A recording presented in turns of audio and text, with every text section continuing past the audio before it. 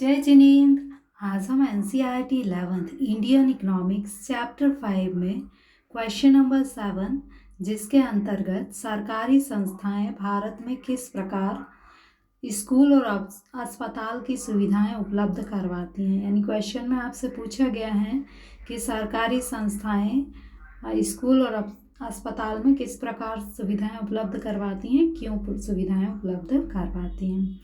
देखिए, भारत में आपको पता है कि गरीबी रेखा से नीचे जीवन यापन करने वाले लोगों की संख्या अधिक है और वे सक्षम नहीं होते हैं कि वे प्राइवेट स्कूल में पढ़ सकें, निजी अस्पताल में अपना इलाज करवा सकें।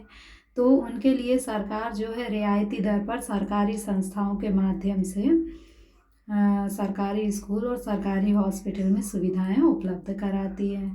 अब ये जो सरकारी संस्थाएं होती हैं, कुछ सरकारी संस्थाएं ऐसी हैं जो निजी हॉस्पिटल और सरकारी हॉस्पिटल शिक्षा और स्वास्थ्य से संबंधित सेवाओं को नियंत्रित करती हैं।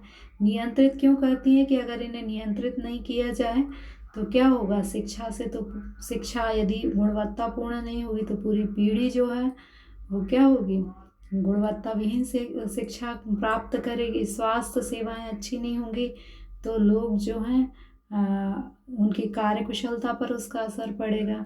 तो और इसके अलावा गरीबों को निजी हॉस्पिटल, निजी स्कूल के शोषण से बचाने के लिए सरकार क्या करती है, इन संस्थाओं को नियंत्रित करती है। तो इन संस्थाओं को नियंत्रित करने के लिए यदि शिक्षा के क्षेत्र में जो संस्थाएं हैं उनको नियंत्रित करने के लिए भारत में एक तो है यूजीसी क्या करता है, ये हायर एजुकेशन से रिलेटेड जो इंस्टीट्यूशन होते हैं उनको वित्त यानी धन प्रदान करता है, वित्त पोषण करता है। इसके बाद हमारी एक शिक्षा विभाग होता है जो कि सारे एजुकेशन सिस्टम को नियंत्रित करता है। इसके अलावा NCERT है जो क्लास 12 तक की जो बुक है उनको पब्लिश करता है मुख्यतः। फिर AICTE है जो कि टेक्निकल एजुकेशन जो है उसको नियंत्रित करता है।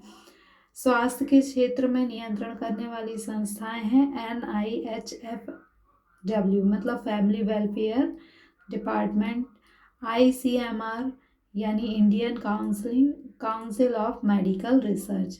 ये जो संस्थाएं हैं वो क्या करती हैं, स्वास्थ्य सेवाओं को नियंत्रित करती हैं। अब आप लिखेंगे कैसे, सरकारी संगठन स्कूलों और अस्पतालों के कामकाज को सुविधाजनक बनाने के लिए भारी निवेश करते हैं। सरकार जो है शिक्षा और स्वास्थ्य पर भारी निवेश करती है। चूँकि गरीब निजी क्षेत्र की सेवाओं को प्राप्त करने के लिए अधिक कीमत को वहन करने में असमर्थ होते हैं। सरकार क्यों शिक्षा और स्वास्थ्य की सुविधाएं प्रदान करती, क्योंकि गरीब उनको निजी सेवाओं को प्राप्त करने में असमर्थ होते हैं। इसलिए सरकार गरीबों को रियायती दर पर ये सेवाएं उपलब्ध कराती है। लेकिन इन सेवाओं को नियंत्रित करने के लिए सरकार ने कुछ संस्थाएं बनाई हुई हैं। ये संस्थाओं का आपको विवरण नहीं लिखना है क्योंकि 3 नंबर का क्वेश्चन आएगा, केवल नाम लिखना है, आपको याद रहे इसलिए इसमें विवरण लिखा हुआ है। NCERT जो 12th तक की बुक जो है उसको डिज़ाइन करने की जिम्मेदारी होती है। UGC जो है वो उच्च शिक्षा के लिए वित्त पोषण करने वाला प्राधिकरण है, मतलब ये उच्च शिक्षा संस्थाओं को अनुदान प्रदान करता है। AICTE टेक्निकल और इंजीनियरिंग जो एजुकेशन है उसको कंट्रोल करता है। अब स्वास्थ्य के क्षेत्र में नियंत्रण करने वाली संस्था है Indian council for medical research ICMR, केवल नाम लिखना है, आपको इनका विवरण नहीं लिखना है। ये क्या करती है, नियम और विनियम बनाती है स्वास्थ्य के क्षेत्र से संबंधित। राष्ट्रीय स्वास्थ्य और परिवार कल्याण संस्थान NIHFW जो है स्वास्थ्य और परिवार कल्याण से संबंधित सुविधाएं प्रदान करता है। Thank you.